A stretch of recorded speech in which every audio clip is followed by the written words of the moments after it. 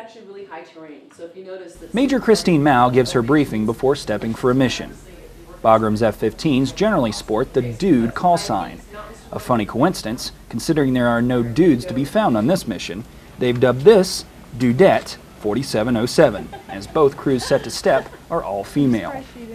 With an F-15 only carrying 2 people, pilot and weapons officer, 4 women flying the same mission might not seem like a big deal, but in a career generally dominated by men, this is a rarity.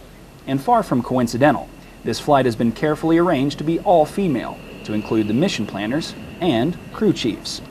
An appropriate way to close out Women's History Month. But this wasn't just a celebratory flight. This mission was real. They're out to do what the F-15 Strike Eagle does best: support ground forces. We knew we were going to take off in support of Dark Knight JTAC, which is just east of here in RC East up the Konar Valley.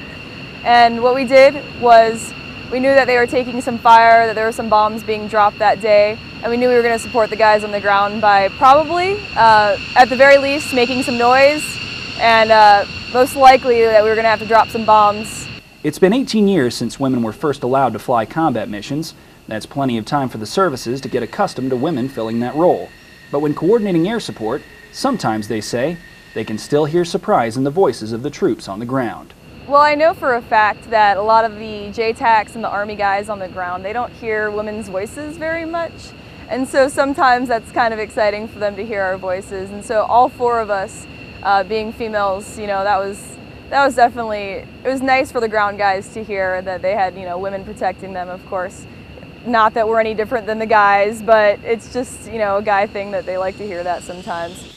Women have come a long way, especially in the fighter world. They're still a minority, but they fulfill their role just the same as anyone else. This flight is a testament to that progress. Staff Sergeant Larry Moore, Bagram Airfield, Afghanistan.